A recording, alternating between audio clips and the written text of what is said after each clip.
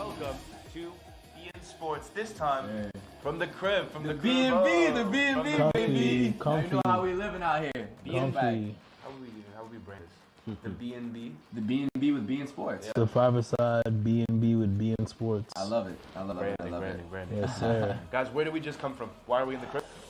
Big game. We just tough. came from. Yeah, Tough Kendrick's loss. not happy. Kendrick's He not got happy. the Congolese Gucci hat on. Not Tough feeling the loss, best right now. tough loss. We just watched Algeria face off against DR Congo. Yep. I was very excited. We were all very excited for this match all week, all weekend. And yeah, I mean, it was a tough battle. Honestly, like they brought it all the way to the end, 121st minute, whatever. It honestly looked for most of the match that neither side was going to score and it was going to go to penalties. Yep. Not the cleanest game that we've ever seen, but to me, that's kudos to DR Congo's ability to disrupt everything that Algeria was trying to do. But yeah, last minute screamer from I think the boy who came off the bench. Number 27. Yes, who we had our doubts about earlier on in the tournament, but he silenced us today. Yeah. But yeah, tough loss for Congo to lose like that in the last minute of the game. So my energy is gonna be a little low today. For everyone watching at home, we at the same time on our TV screens right here, you guys can't see it, but we can. Right here, we're watching Côte d'Ivoire against Burkina Faso. Absolutely. It is the 73rd minute. There's about 20 minutes left to go. Côte d'Ivoire is up 2-0. If you want to watch this match and you're based in the United States or Canada, make sure you head over to beIN Sports USA to watch the game right now. Absolutely. We got to talk. Yeah, no, go ahead. Algeria, man. The game, man, they got it done. Ball don't lie. When you score an absolute screamer, curler, tap bins in the 119th minute, you kind of have to tip your hat off to the winners and tip your hat off to the team for getting that. Because I did see the Congolese players. We had a very good view from the media tribune as they were walking off. Obviously, they were very disappointed, but it felt a little bit like, what can you do about something like that? So, massive goal, especially as a substitute. So he came on in the 113th minute, and by the 119th minute scored, obviously the biggest goal of his life, and the Algerian fans, 10+ thousand of them, absolutely lost their minds. And that's just really good coaching as well, to know when to bring those subs on. And he actually took off the captain and top goal scorer, Riyad Mahrez, probably around the 70th minute, which is a bold decision. But Mahrez actually accepted it really well. We know he's a bit older. His legs aren't the same as what they used to be. But it paid off. He got the tactics right. Big win and a clean sheet against a very tough Congo team. So you have to tip your hat off. But I know the refereeing was a little bit intense there, Josh. Hold on, guys. Let me jump in real quick just before. For everyone watching, I want to make sure I explain to you what this QR, I believe it's here, but what this QR code means. You can scan the QR code to watch the game on beIN Sports Live. So there is another AFCON match going on right now. Scan it.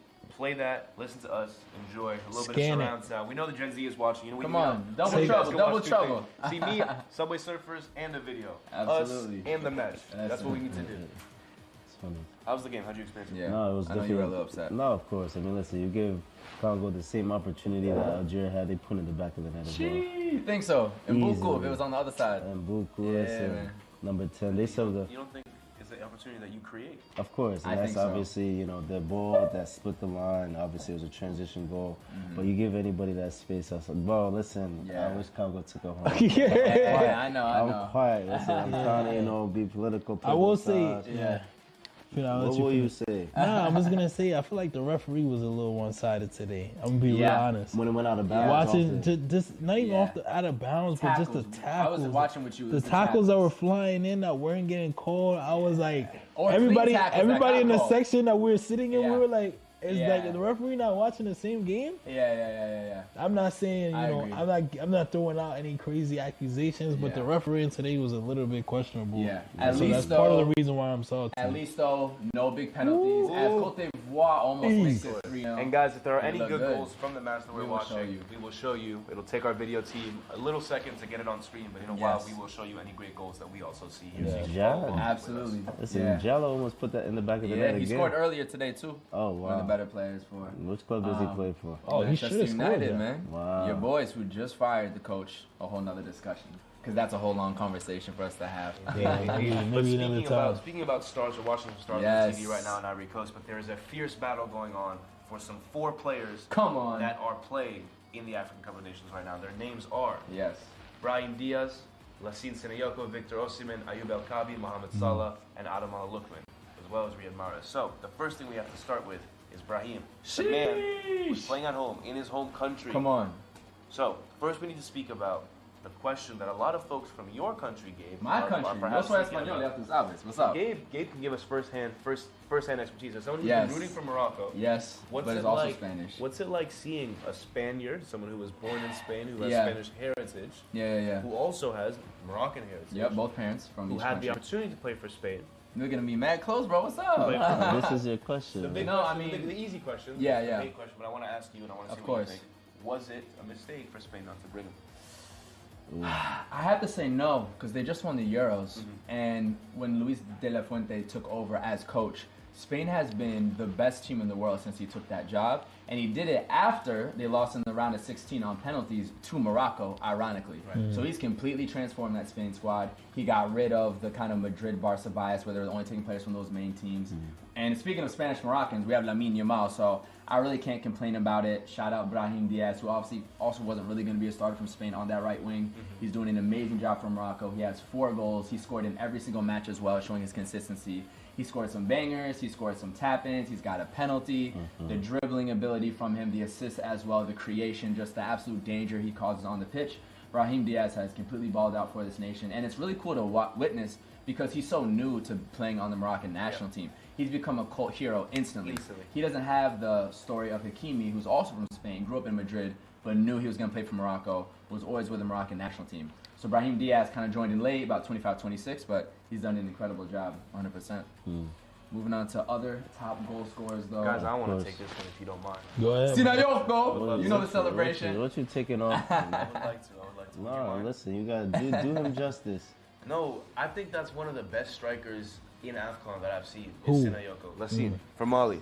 Not too many penalties, though. Listen, there's a lot of... So right now there's a drought of strikers in Europe, right? Okay. He plays for Auxerre in France, which you can watch on beIN Sports. Ligue, watch the French League on beIN Sports. It's true. It's true. So for example, I'm a Milan fan. Yep. I have friends who are fans of Napoli, friends who are fans of Roma, friends who are fans of various clubs that are not in the Prem. Yeah. Almost every club is looking for a striker outside of maybe Dortmund, Bayern, and PSG. And even PSG is low-key looking for a striker. You think so? I have not seen a player hold the ball up that well and play complete football in a long time. Yeah. I mean, he reminds me a lot of a very old school type of striker. Yeah. Like how Suarez. A proper 9. I'm not saying he's anywhere near as good as Suarez, but the level of. Do that. No,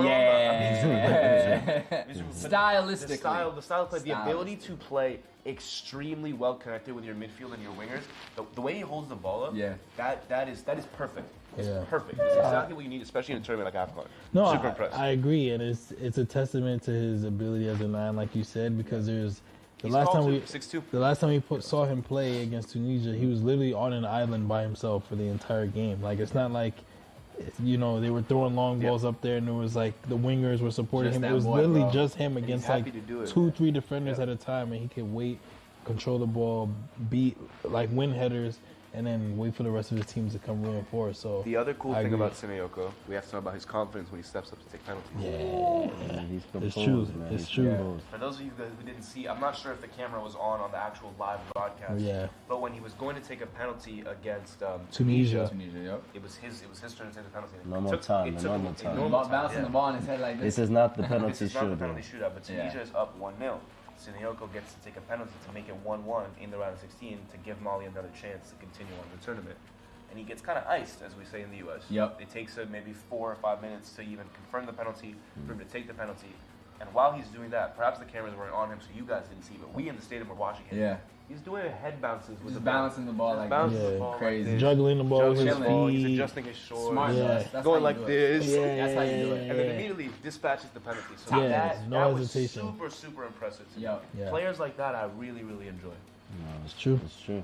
It's very true. For sure. And honestly, we're going to switch over to another composed number 9. Is he composed? Listen, He's a good 9. I don't know if he's composed, Josh. But who we talking about? He's definitely another Who great we number. talking I about? would say composure when it's time to put the ball in the back of the net. He can focus on those give him things, that. I'll which give him is that. driven by the passion that has been shown now Yes. in his recent situation. Who's Situation he? that has led. I'm building up. I'm building up. I'm The masked man building up. himself. You know what I mean? Drum roll, The please. masked man himself. Osimhen! Man, the Nigerian fans loved him him past tense. We'll see how it goes afterwards. Yeah, but talk about it, man. He's got 4 goals now. Of course. I mean, listen, it's not a surprise that the guy's doing what he's doing. You saw even during the World Cup qualifiers when he had to put 3 past the final team to secure. Gabon? Yeah. He did that. So, but it's definitely an interesting situation with Nige. You know, they're definitely, hopefully gonna go all the way as they, did last time. But will Victor be the guy to continue leading with goals? He has other strike partners that can do the job as well. Lookman, but I'm impressed. It's one of those things where the first game that we went to, actually, we're a bit, critical of him. Yep. Could he take his opportunities? But with him, he consistently tries a lot each game. He's not the type of striker we're talking about, a Haaland that takes just 1, 2, touches. He's volume shooter. He's definitely a volume shooter. High percentage. Yeah. I'm gonna make something. I'm gonna leave here with something. I'm leaving here with something for sure. You know what I mean? So no. I mean, can we speak about the drama when it comes to what's going on with Osimhen? I mean, listen, with Lookman as well. What's going on? Gabe, tell the story. What's the rumors? The rumors! Allegedly. The alleged reports are that Victor Osimhen has stormed out of the Nigerian camp, threw his credentials down, I don't believe all and that. said he is going to leave the team and go back to Turkey, and he's done playing on the squad. Now, obviously, they're saying this is more a burst of a moment of passion and yelling and more of a threatening of what he'll do than he has officially left. He's been on a plane back to Turkey, where he plays, where you can watch exclusively on beIN Sports, of course. So that is the rumor, and this was after the 4-0 victory they just had over Mozambique, a game in Fez that we were at. And he did score twice, but there was a clear chance that Lookman did not pass the ball to him, and that's where he was furious on the pitch. We could hear him on the broadcast. We could hear him on the field, and requested to be subbed off in the 65th minute, even though he was going for a hat trick, which is very strange when the vibes should be high off a 4-0 knockout win. Yeah. So, and I was actually at the press conference with Lookman, who was asked about it. He tried to make it all calm. So did the coach. I was also at that press conference. But it sounds like Vic is really not okay with the situation. We were talking earlier. It might be something deeper, but thoughts on some drama after the most impressive win of all of AFCON. That was the biggest victory in the tournament so far, and it has the most drama. It's very odd. Yeah, I mean, look, we talked about it at the beginning of the tournament, before the tournament, and the build-up. That Nigeria team just has a lot of cooks in the kitchen, a lot of big personalities. And when you get those type of players who all want to win so badly, who want to, carry their job, who want maybe looking for a transfer, it's just a lot of passion. It's so much passion in that locker room right now. And, again, we don't know the degree of, the conflict in the background. Obviously, we see Osimhen exploded on camera, but we don't know if players have been telling him, oh, we're not going to pass you the ball. Imagine. You know what I'm saying? And so on the pitch, he's actually like, yo, pass me the ball. Yeah. You know what I mean? We're only seeing one side of it. So it really could be a situation where he's either being iced out by his teammates, the federation. They're trying to make him look bad. We don't know. But either way, it's not a good look for the team in general. And hopefully they can get it together. I don't know. 100%. We'll see. You know who does have it together, though? Mohamed Salah, the Pharaoh himself, who scored another brilliant goal, who made it 3-1 in extra time over beIN. Kendrick, if you want to talk about his performance so far. Yeah, I mean, it's interesting because he's getting it done, man. He's getting it done. I will say, though, a lot of his goals haven't been, in sort of those, clutch moments even. Really? The last goal that we saw was to make it 3-1, right? Yeah. So, people were talking about it, Mohamed scored the goal to seal the game, but it was the game was kind of over already. The keeper he scored on a counter attack. The keeper was coming out. He kind of chipped him. Beautiful finish. But I don't know. I need to see a little bit more. What about game 1 when he scored the late goal to make it 2-1 to get the victory? Goals, if you score goals for Kendrick, it's not enough. You know what I mean? And he scored the late one to win the match, too. Kendrick wants you to do a cartwheel after you score. If you're not El Kabi, it's not enough for Kendrick, clearly. My thing is, I'll tell you on the field. my thing is, we're talking about Mo Salah. Yes. Guys, we're talking about Mo Salah. Of course. It's true. We're not talking about. And he's up there. Yeah, I'm saying we need to see Mo Salah dominate the AFCON. Yeah. The Mo Salah that's struggling at Liverpool and people are telling him, "Oh, get out the club." He's talking about, "I'm saying goodbye to the fans before I leave for AFCON." Yeah. If you're going out to go to AFCON this, and you're the uncle of this tournament, the grandfather, the legend of this tournament, I need to see you leading the front line, dunking on everybody every single game. I need to see him do a double cartwheel flip in the air. I think those expectations are a little unfair because of the age that Mohamed Salah is currently at. Bro, what is he, 33? No, he's 34. He's on the list for a reason. Wait, what I'm saying is, So the way Brahim Diaz picks the ball up in midfield, drives it forward, is coming off the wing, all these directions, running the whole game. Mohamed Salah is going to operate in bursts like we saw Messi in the 2022 World Cup. So it's the key moments, the clutch moments, making it 3-1 in overtime, 2-1 in the first game to get the 3 points. He scored the penalty 1-0 victory over South Africa. Oh, good finish. Good finish. 3-0 over Burkina Faso. Our video team will do that video very soon. Very, very good finish. And Mohamed Salah will have to face up against these guys in their next match, which is going to be a great, great game. Oh, the keeper had no idea what Near was going on. post. What do you feel about near post? Very good How do you feel about near post? What just I happened? feel great. Okay. I feel great. The keeper should have saved that. Yeah? Yeah. You should have. The keeper's responsibility. Wait, guys, are we acting like the keeper's responsibility Explain isn't what happened always? for the viewers. Yeah, Okay. the goal will be coming up. Torre just scored a beautiful fast break goal for Ivory Coast on the left wing, left-footed finish near post. Again, the keeper should save that. Like, let's watch the replay. Let's watch the I don't replay. think the keeper should We save shouldn't that. just be silent. Let's explain what's Okay. going on. Torre wins the ball counterattack. and runs the entire length of the field from his own Great athleticism. 18-yard box. Yes. Keeper is Keeper out of should've come position, out. and he just bangs out. it near post, and the keeper's right It's there. too fast, bro. You don't know which direction. That's Oh, not- yeah. Wonderful finish. He might need to. But the he might need to keeper's save that. responsibility is to Yeah. protect the near post first. Let's not act like that's a crazy I got statement. you. Well, can I speak about some great finishes? Please.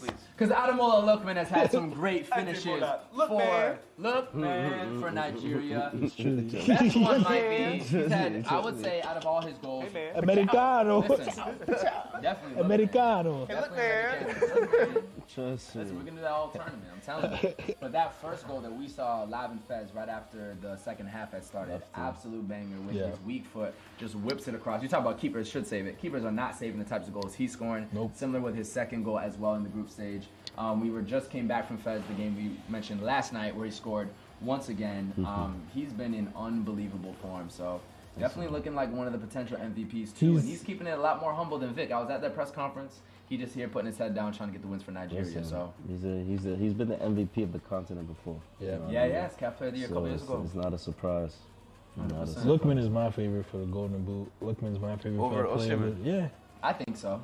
He's- Osimhen might not even be on the he's- team. So that's interesting because I was talking to the Nigerians yesterday in the press area. I was Yeah. just kind of asking them like, hey, like who do you guys look to more? Who is Yeah. the leader Oh. of the squad? When you ask that, That's I Osimhen, want bro. to finish, and then I have something to For say. them? No, what, I'm curious. What? Finish. He doesn't even know what you're gonna say. I don't know what you're gonna say. I know what you're gonna say, and I have something for you afterwards. So I asked them like, hey, like who is the more respected player on the field? Like Yeah. who do the players look to?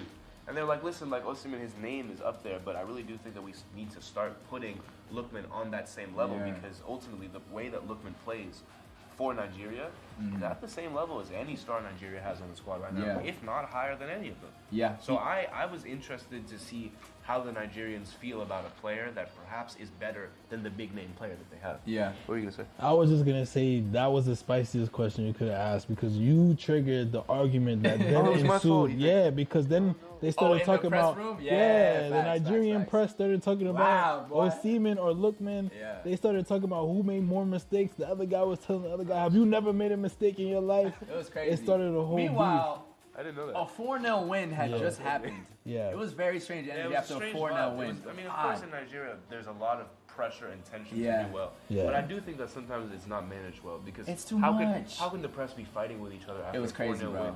Or maybe they were They're, just they're bored. fighting about who their favorite player is. That's regular. Maybe they were just People- bored. we but do it, that. It got more intense, and now we see the But next day. it didn't feel like It wasn't funny It and wasn't like we just won 4-0. Oh, no, haha, no. Yeah, hee, it's hee, hee. Because this is serious, bro. They're trying to win AFCON. Yeah. I You think that's funny? He. I think the narrative around Nigeria is so much because they're missing the World Cup.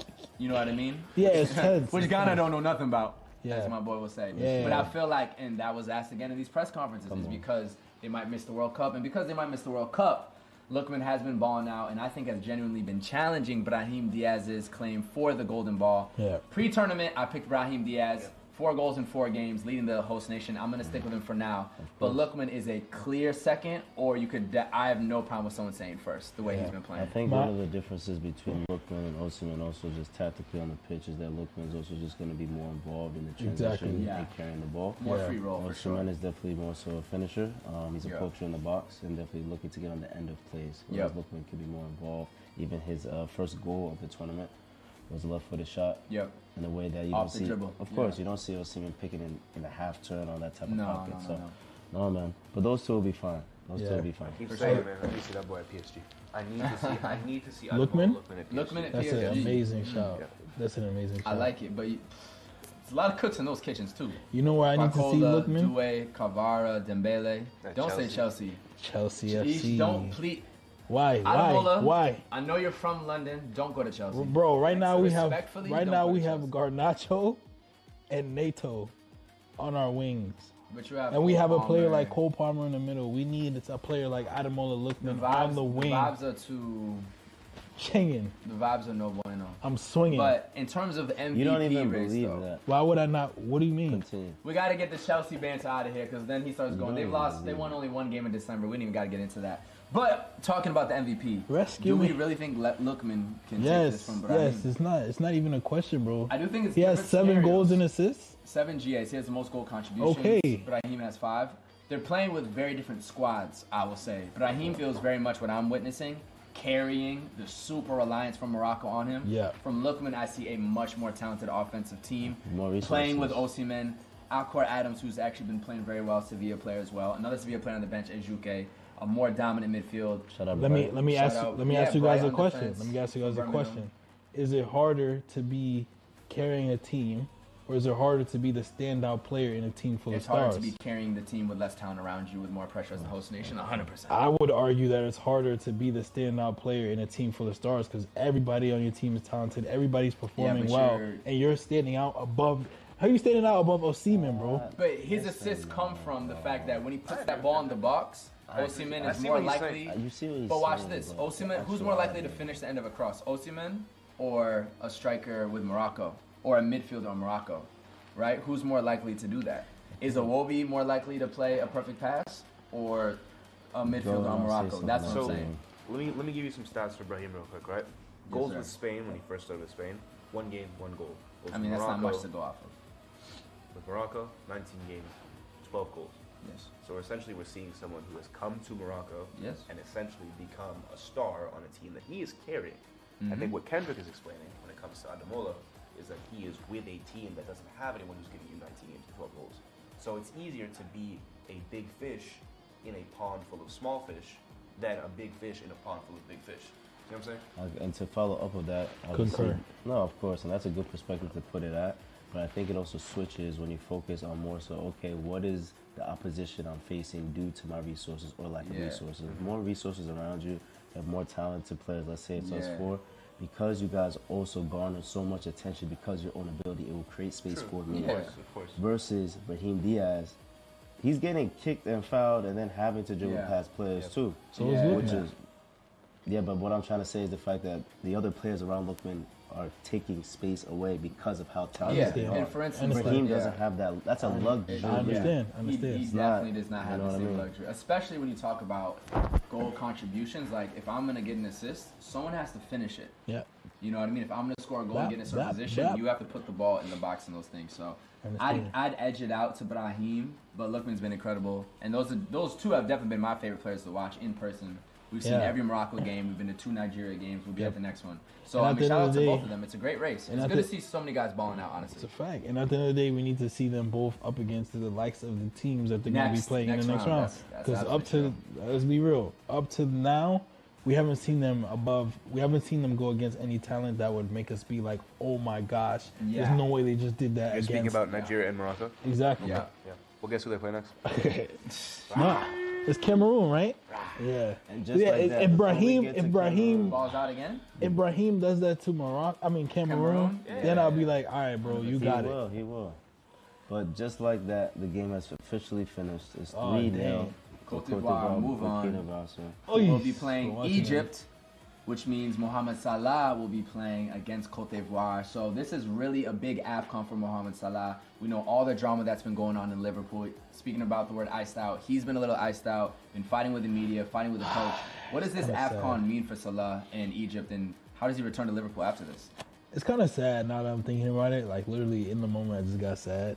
Because, like, dang, like, how do you have such a career with such a club of that magnitude? You become a club legend while you're still playing, and things just go so sour to the point So where... fast, too. You know what I mean? Things go so sour to the point where you're needing to say goodbye to the fans before this tournament.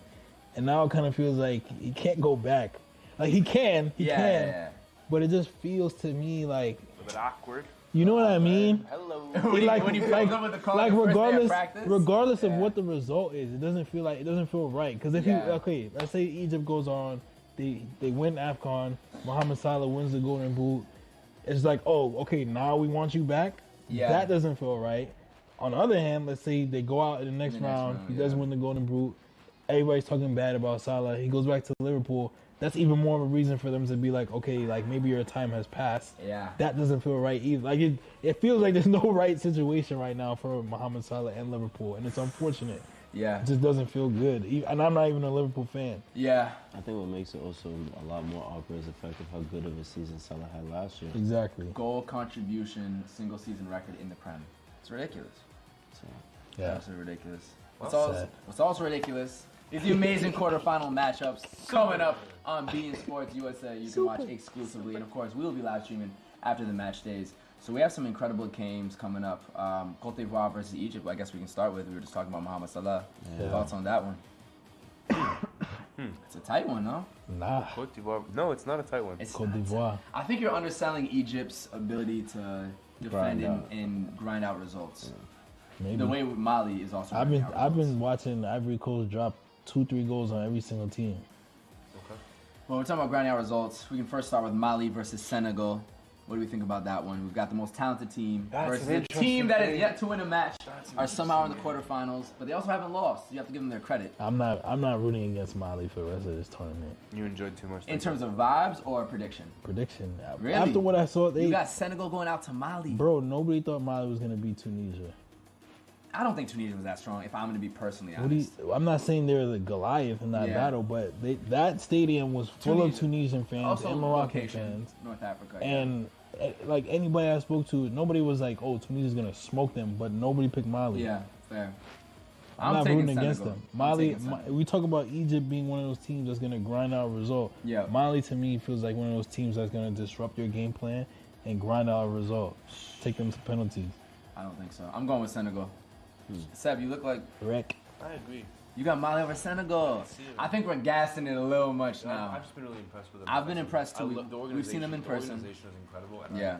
I think that if they continue to be that organized, they're really tough to beat. Really tough to beat. Tough to beat, but I think they'll be beat.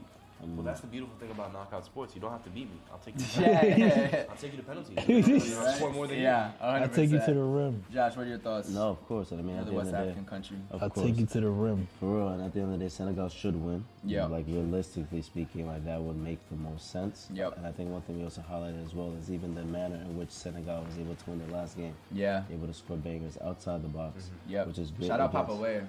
Which is great against a defense that could sit back. The reason why Mali was able to win their last game against Tunisia is because, listen, 10 men or 11 men, it doesn't matter because, you know, the man up top is going to be obviously wandering. Yep. So, listen, Senegal, if they tap into, you know, the powers that they have, Yep. but, you know, as Kendrick said, I'm definitely, you know, Mali wreck as well. So, Yeah. I'm going to go with Senegal, but I think it'll be very tight. Probably something like a 2-1. We do have to get into the host nation, of course. Little Seb versus Gabe Derby. Morocco versus Cameroon. Ain't no derby. That is a derby. Tell me about the Indomitable Lions. This is man. the 5-a-side derby of It the is definitely. tournament. This is going to be a lot of fun. I've been rooting with Morocco every time. That's why I have my Morocco trackie ready. You have the Eto jersey. How you feeling, though? I know you're confident. You think it's over already. He said, "Rah." Oh, my God. 5 of them. You feeling indomitable? I'm feeling extremely indomitable. Yeah. I'm feeling more than indomitable. I don't know what's more than that, but I'm feeling more than that. No, honestly, man, Morocco has not impressed me. We've talked about it. It hasn't impressed The anybody. It injuries, hasn't even impressed everything. the Moroccans. That's why they're whistling them during the matches. Out of pressure. I mean, when Morocco plays Comoros, they bring cell phone lines out. when they play Zambia and they beat Zambia 2-0, they're Well, with it's just their the iPhone. vibes, bro, man. we're It's still good staying here, vibes. man. Relax. Yeah. Yeah, but we're I'm staying rooting here, for but Morocco. We're not gonna be staying here no more. Hakimi's going back to Paris.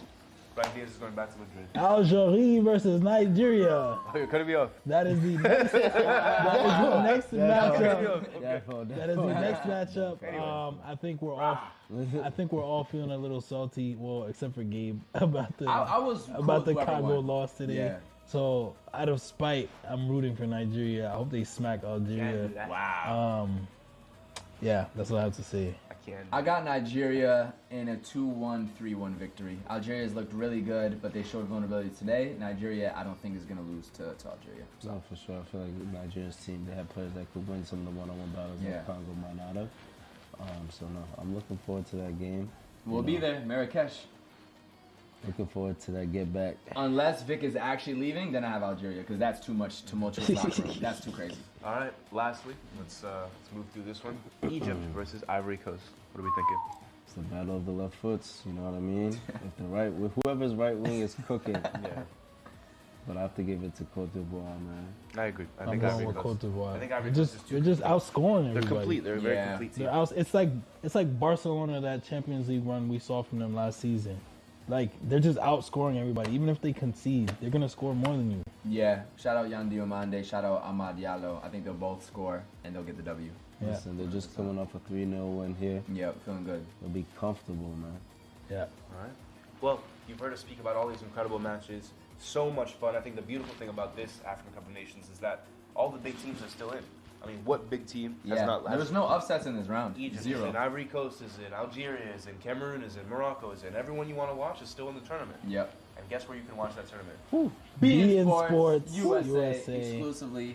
And of course, we will be live streaming after each match Click. day, giving you our breakdown, giving you our vibes. It's been an absolute pleasure. And, a couple of days off, we'll be right back with the host nation match, Morocco versus Cameroon.